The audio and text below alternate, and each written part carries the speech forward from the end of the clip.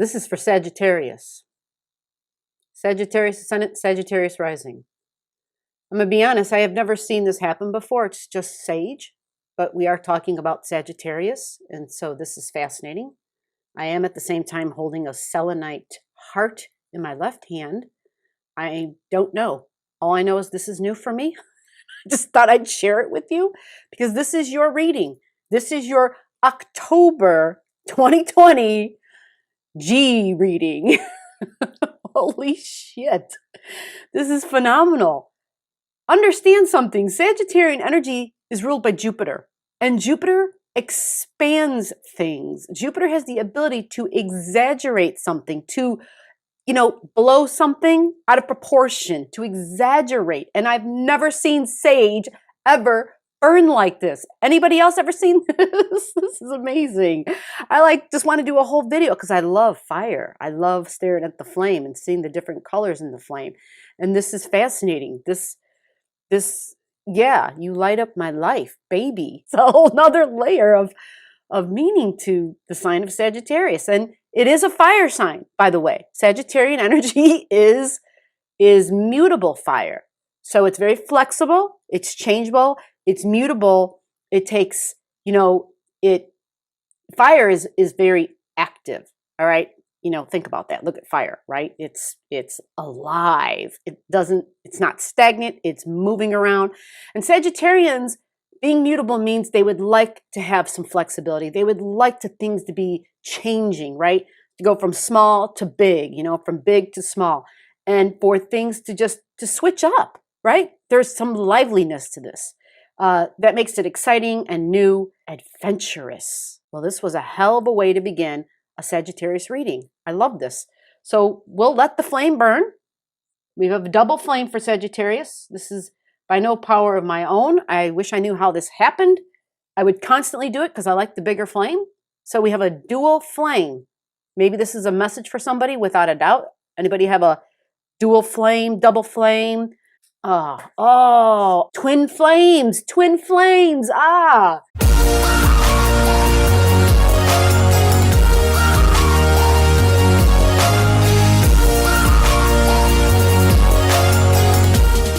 Yeah, the heart came off earlier in the reading, and I felt like the heart was an important thing for this reading, for the Sagittarius Ascendant, Sagittarius risings. I wish I had better camera, better quality for you guys. I am working on that. It's going to be a while. You got to make the money to get the goods, and that's what I'm doing. I'm in the process. But trust me, my level of quality, not just of my content, but the quality of the recordings, just quality on every level, every layer that you can think of, is always on my mind. So Sag, we've got right now a lot of fire, and maybe that's what's going on. Oh, that explains this too. I don't want to take away from the twin flame message. However, today Saturn is direct. Saturn's moving forward, which means something is changing, all right? And it's in Capricorn, meaning something tangible in your life, something physical, something material. Now, Capricorn energy has everything to do with the boss energy, the CEO, the ones in charge, the authority figure in your life. That's Capricorn energy. Government, it's big business. Who's the boss of your life? So when we think of Capricorn, this could be people like mom, dad, right? It's typically masculine energy, typically. Doesn't mean it has to be a male, but it's masculine energy. Okay, so the fiery flame just went out. But at the same time, it's definitely the tangible world. It's the physical, it's the 3D, it's what you can see, what you can hold on to, right? This is it. And it's tangible securities, assets, right? They're physical, tangible assets, not like Bitcoin or something, but something that's tangible, material. We think about that, and we think about what we value, right? What we value, what we love, who we love.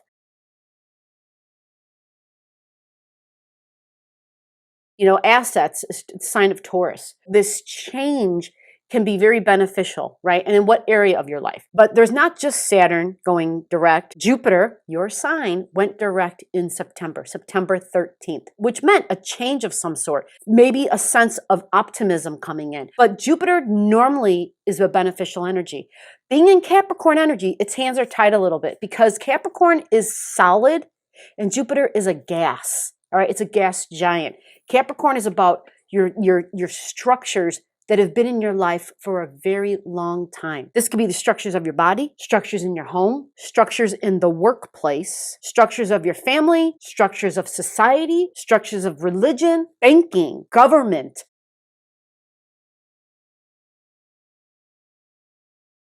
Any structures, anytime you think about structures and something that had been built up over a long period of time, and I use the word, this doesn't make sense for a lot of people, but I use the word traditions with Saturn and with Capricorn energy because it's something that's been built up and something that's kind of repetition over a long period of time. And typically, when we have traditions, there are certain material things that are involved in those traditions. Every holiday, we go to such and such's house and we have dinner, we sit down together. Like there's these physical things and we use the special plates, we use the special silverware, right? There's these tangible things that follow. Usually when we have rituals, when we have these things, these habits, these things that we've set up over time, they establish structure in our life. We say, but we do this because we've always done it this way, right? And with this change, with Saturn in Capricorn, Jupiter in Capricorn, Pluto in Capricorn, it is all about all of our structures in our lives changing. Pluto is all about, I would take something out by the root and throw it out, and it will be the end of that. Then we literally start in a clean slate. And Pluto being in Capricorn means wherever Capricorn energy is in your chart, in your life, that is changing and transforming. All right. Now, it's been very powerful for 2020 because of the three big boys in Capricorn energy. So our tangible world, our tangible securities have been shaken up, have been broken down. Some are being thrown out. Some are being revamped. Some were just being modified, but it's all changing. It has to do with your careers too, if I already didn't mention that. And when we look at this energy, what I want you to hone in on, what I want you to focus on is that change is your friend. I know you know this. I know you know this, but you may have like a different moon or a different sun that may be in fixed energy. And if it is, it makes change a lot harder for you. Some people love change. They thrive on it. They live on it. Otherwise, shit gets stagnant, it gets boring, and they want nothing to do with it. It's old, they're done with it already. All right, Sag, typically, as that Jupiter, you know, there's this futuristic thing involved in the thinking and the beliefs, and literally as to how you would look, because we're talking about Sagittarius on your ascendant. But for your Capricorn energy then would be in your second house of money. And so when we talk about your resources, this is your second house, your money, your resources, and that's changing. That means how you make money is changing. Your income is changing. It's being completely revamped. Your tangible assets, your tangible resources, what you value is changing. You may have once loved having physical things around, right? You may have loved, like I know some people who have this placement, but it's kind of like when you have like these little trinkets around in the home. You know, some people have like those precious moment figures or little figurines, but they don't even have to be figurines. Some people are into plates. You know, some people are into baseball caps, right? You go into the room, you open up the door, and there on the shelf or there lined up on the wall on pins hanging are a bunch of hats, right? So it's a tangible material thing. It can be a hat, it can be shoes, it can be purses, it can be crystals, it can be stones, it can be coins, which is how it reflects in my life. Lately, I've been having this this real desire and urge looking at coins, and I've always appreciated them, but it's just come back again into my life. It's kind of resurfaced where I'm like, ooh, not only shiny, but beautiful detail and the clarity, the crispness, and it's solid silver or gold, like bullion. Like it's like, ooh, yeah, like that's appealing to me very strongly. And that's not really normal for me. And Jupiter standing still was a big factor because Jupiter all of a sudden, even though it's a gas giant, so it doesn't really do well in the Capricorn stuff because again, it's the 3D and Jupiter's not. Jupiter's the opposite. Jupiter is the thought. Jupiter is the imagery. Jupiter is my beliefs, right? I can't see your belief, okay? Jupiter it's all about the future. It's all about, I can see out there, I can see the forest. I don't see the trees, but I can see the forest because I have this expansive view. I can see long range. You're connected to the universe. and you're going to get information. You receive information, and it's not your own, okay? Just like wherever Sagittarius energy is for me in my chart, it's not my own. I get downloads of information, or your antenna's up really well and it's working and it's tuned in and it's on that higher frequency, and you just get information, okay? And that information is meant for you to have and then to share. You're to be this channel. We all are. We all are. We all have come to be able to be at a point where those downloads, those frequencies, we're in tune with them, and it just comes through and it goes right out. You know, we become the hollow bone. We become the channel. The better of a channel we become, we learn to see through the degrees of our personality, and we learn to see who we are and how our thinking and our thoughts and our own beliefs of the personality of our ego tend to shadow or color the information that's coming through. I know I got a little deep. So let's just focus on your income and your second house. Second house, money. Today, I'm doing your reading, and we have a standstill with Saturn, all right? Now, Saturn is we're at the butt end of September. Saturn is standing still. But what we're going to be going into is October. The beginning of October starts pretty powerfully because there's a full moon. And the full moon happens in Aries energy, fire, right? We began with the twin flame, right? Aries and Sagittarius energy, fire. And normally I don't have enough fire because I have so much earth, and all the earth in what I am puts out the fire. Think about these things logically. If you have a campfire, what do you do to put it out? You just pick up some dirt and you put it right on top and it puts it out. Today, having this grand fire trine was a huge deal. And we got to see a visual of how it looked and how fitting that it got to show up here in a fire sign reading. It's beautiful, it's magnificent. And I did recordings yesterday and that didn't happen. And I'm using the same equipment that I used yesterday, nothing different. The full moon for October is 9 degrees of Aries. Now, if you're not into hearing about the degrees, that's fine. I can tell you what area of your life this is. We have your Aryan energy. Typically, your Aryan energy for Sagittarius rising is going to be in your 5th house. So 5th house is children. 5th house is romance, you know, how you're having fun with your body. Having Aries energy in the 5th house, the 5th house is an athletic house. It's the house of sports. I want to have fun with my body. So I can have fun with my body in lots of different ways. You can be very creative or you can be procreative. So yes, it does include romance, mating, dating, relating, getting busy with another one and getting busy with another body. But sports, right? Athleticism, professional sports, taking risks with our body. That is the 5th house. And this is also why the 5th house is children, because a creation is a child, right? Two come together, they get busy, they get creative, and look what happens. There's a oh, look, what? My beautiful creation. It's here. And yes, so children is a big deal. But joy and creativity, depending upon who you are, this can express in any way in your life. You have free will. You can choose how you want your creativity to express. But this is a powerful time for the fire signs. You just saw what happened at the beginning of the video, the double flame that was present.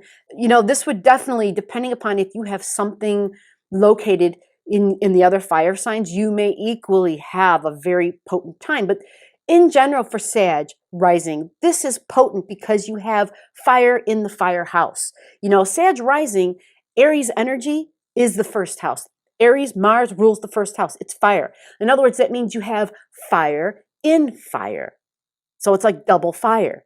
It's not like me where I have earth energy in a fire house. So my earth puts out some of that fire. It doesn't make me as fiery, right? Which makes a lot of sense. There's a lot of physical features. One of the watchers just recently commented, who is a Sagittarius, by the way, I want to mention. A lot of credit goes out to you. You know who you are. This Sagittarius reminded me about a few things in astrology that I was not saying. And many times I can have things written down or I'll have a plan of what I'm going to say, and that's not what is said. And so I will maybe start explaining that in every video. I'm not hurt. I'm not offended. I love learning and I love being reminded.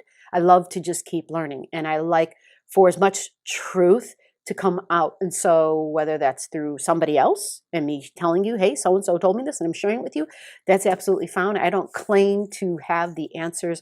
Matter of fact, I am at my best, I feel, when I'm willing to always be in a mode of being a student and to be learning and to know that somebody, somewhere, something out there knows more than I do. And I'm just here to learn and to receive. Sagittarius, fire, double fire, right? Your fire on the ascendant, fire sign there. Double fire in your 5th house of children, joy, and creativity as well. And that means it's going to also line up for you in the other houses, likely your next fire sign all the way over in your 9th house.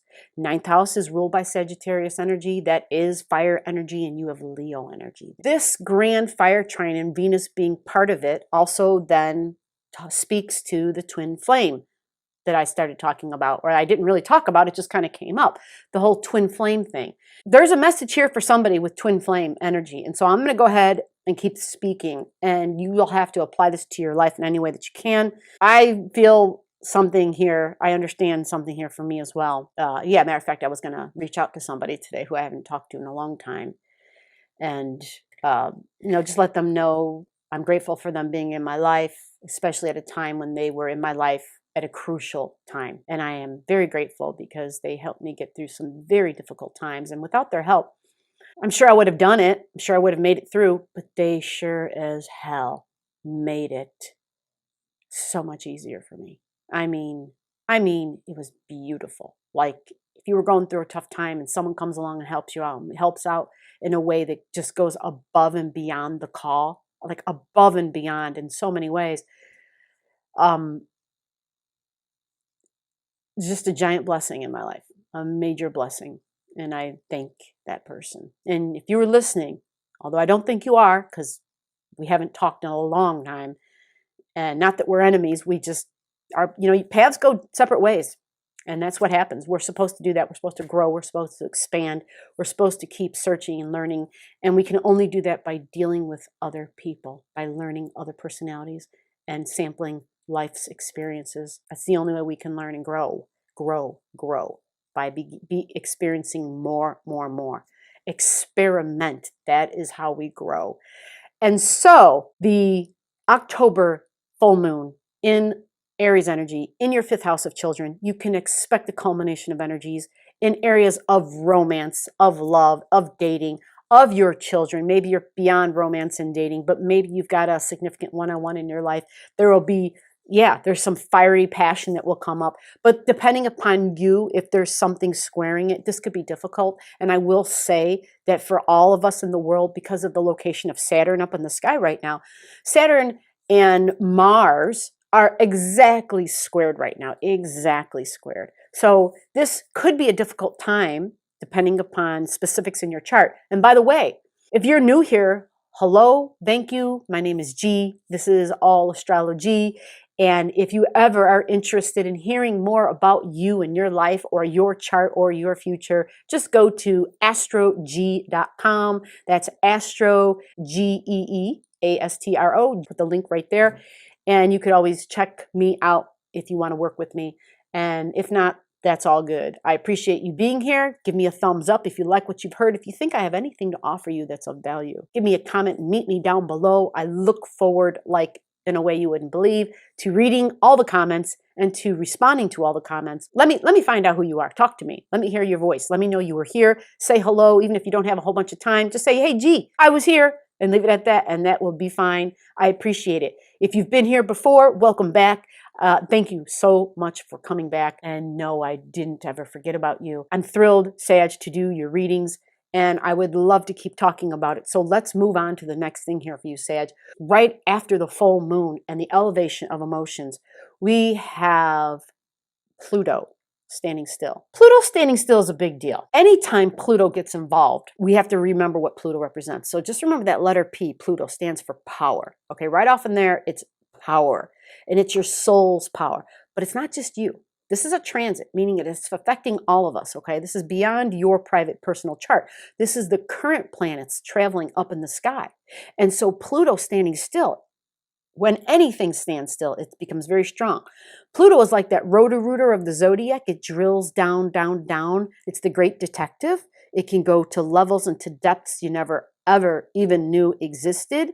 It is all about soul power. It's our cellular power, I like to call it, SOULULAR, our cellular power. Pluto gets involved, we realize there is a power that we have within us that is way beyond our physical, way beyond our personality. Pluto stands up. If you pay attention, if you're aware, you will feel the power of Pluto because it's in Capricorn and because we have Mars at an angle that's squaring all the energies in Capricorn, this could feel a little uncomfortable because it's a square. And squares are 90 degrees away, and they automatically mean stress, tension, testing. It's almost as though, okay, what do I got to do now? How many more hoops do I got to jump through, right? Someone tells you no, you got to do this, right? You got to figure something else out, or something just, when Pluto stands still, it goes deeper and deeper and deeper. And all of a sudden, you really feel its power. You feel its presence. Pluto also represents fear. Because it's in Capricorn, this will be a fear about your tangible security,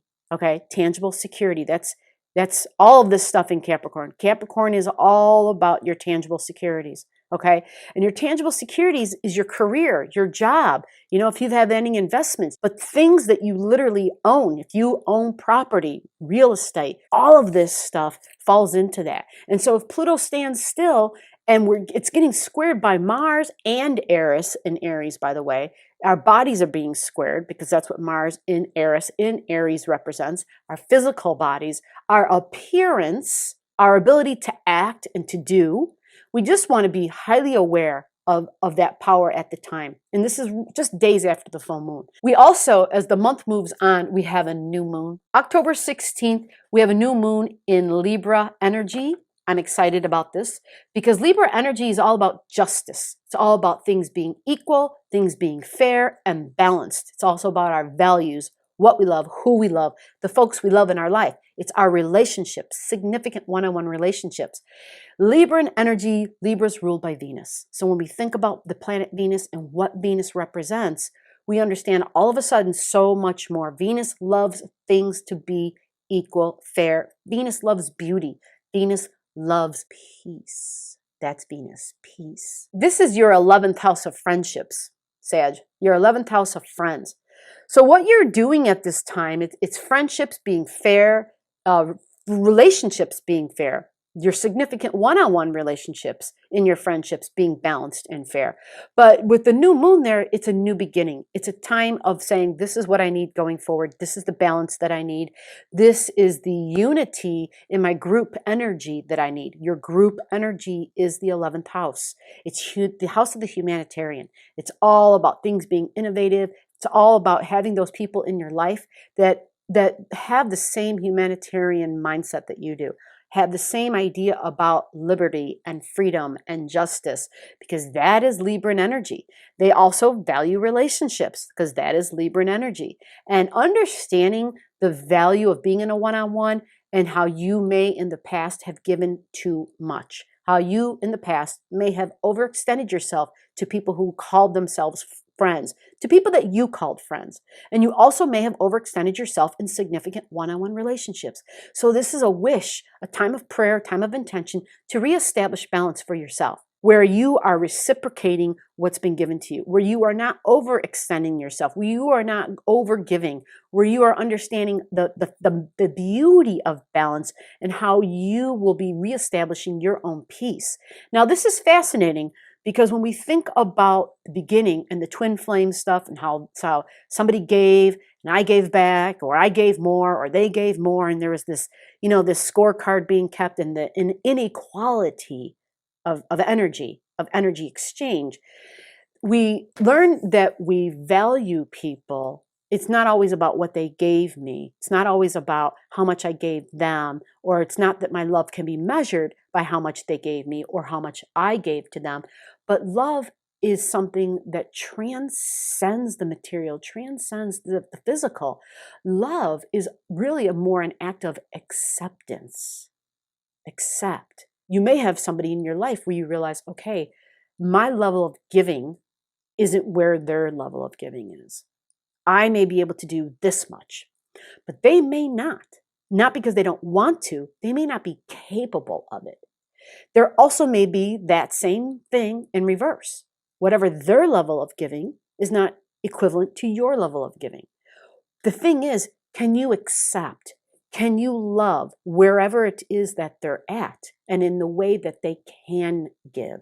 Can you accept them for who they are, as they are? And if that's not something that you can see yourself doing with whoever it is, all right, that's in your life, whoever this individual is in your life, whoever that being may be, whoever that love is, whether it's a significant one-on-one partnership love, or it's, just a good friend or a sibling or a neighbor or a coworker, whoever, whatever, wherever, whenever, just accept that we are all different, that we all love differently. We all show our love differently. And when we see people who give in different ways, it's not so much about being anger or having animosity. It's just accepting this is who they are and this is where they're at. Does that mean you have to be in a significant one-on-one relationship with them? No, it does not. It just changes where they sit in your circle. Whether they're in the inner circle, the outer outer circle. It's a matter of recalibration in relationships and understanding that you're important. But understanding yourself, understanding your abilities, understanding your own capabilities, your limitations, understanding your own borders and boundaries is vital in this. At the end of October, we have a full moon. Yes, another full moon in the month of October. And this is a very, very big full moon. It's at 8:38 in Taurus, 8 degrees and 38 minutes in Taurus. A full moon on October 31st. Yes, a full moon on Halloween. I'm not a superstitious individual, and I would never say, oh my God, because I've seen a lot of people do posts, like whether it's on Facebook or wherever, posts about, oh my gosh, a full moon on Halloween during 2020. I'm not coming out. Don't expect to see me. That's not me. I don't believe in that. I like to see things. I like to think logical and rationally. I want to see it on paper. I want to sit there and say, okay, I see this doing this and this doing that and this up there, and it's all good. It's all good. Ain't nothing to be concerned about. However, this isn't really that. This is about Uranus. Uranus will be part of this full moon. And Uranus represents aviation. And this is a shout out when I'm mentioning aviation, because I always forget about mentioning Uranus and aviation, because I always used to forget about Uranus and saying astrology, because Uranus is astrology. It is the astrologer. And I'm excited about that because I love astrology. Uranian energy is about flight, taking to the air, and so is Sagittarius. There's a commonality there, which is beautiful. But Uranus energy also represents electricity, and it's about advancements for humanity. It rules your 11th house, right? When I was talking about where your new moon intentions are in Libra in the 11th house, 11th house is ruled by Uranus energy. So it's those advancements. So it's not just anything, any object, any device that helped humanity. We're talking the computer, my phone, cameras, televisions, airplanes. It's typically with transportation. It's not just the devices, but right now in this day and age, these devices are allowing me, right now, I am talking to someone who's in Australia, in South Africa. Hello to all my people in South Africa. While we're doing this, while you're watching, put down below where you're from. Tell me what country you're in. Tell me where you're at, what city you're in, so I can give you a big shout out in one of my videos that I'll do. I'll do a special video just for the listeners, which is a shout out to whoever you are, your name, and what country you're from. That would be a really nice way to say thank you. I would love to do that. So at the same time, it's aviation, but it's the ability of this internet to allow me to travel to faraway lands, over the oceans, across the sky, and to be in your living room or to be in your bed with you as you're staring at your device. I'm right there with you, right? So it's also automobiles. What I want to mention here is aviation keeps coming in. Ever since she said it, it won't leave my brain. Aviation, airplanes, the airlines, okay? It's about, resources. It's about money. It's about our values. It's about that's changing. And because it's Uranus energy, something is changing there. And likely there might be something that's a shock and a surprise that's coming along too, because that's what Uranus represents. Uranus represents expect the unexpected. That's Uranian energy. It is youthful. It is young. It is all about a cutting edge technology. It is the mind of God. That's why we have this is the sign of the inventor, people getting information. This is Tesla. This is Uranus, man. This is Uranus. Like, you can't touch Uranus. It is the lightning bolt that you can't hold in your hand. And in Taurus, in our values, in our money, in our food and agriculture, in the sign of what we value, it's a little uncomfortable in Taurus energy because Taurus energy is stagnant. It's earth energy. Think about that. Electricity gets grounded into earth, right? It's like it gets stopped. It goes to the earth. The earth literally absorbs the lightning bolts from the sky, right? When we have thunderstorms, earth can absorb it, and it actually does really good, right? We see all the green in the grass. We see a whole bunch, like the lightning that comes through, that energy. It does so much good. Matter of fact, the Native Americans believe when they see a tree that's been struck by lightning, they consider it sacred. It is a sacred thing when they see that. So there's all of this amazing stuff that happens. And it's all about the earth. It's all about our tangible resources. It's all about our food, our agriculture. But remember, this is love, who you love, your relationships, because it's Taurus energy. So anything that Taurus rules, which is the 5 senses. All right. So this is happening. This full moon is happening in your 6th house. 5 fingers up and 1 more extra. Your 6th house is the house of your health routines. So you might be aware of something strange at that time, because there might be something that comes to your awareness, because that's what happens when we have a full moon. We have a level of awareness all of a sudden that we didn't have before about a thing. And this could be about your health. If you have Taurus energy in your 6th house, there may be something about food. Something may happen with food. Does this mean I'm saying something negative? No, you can have a surprise that's a good surprise.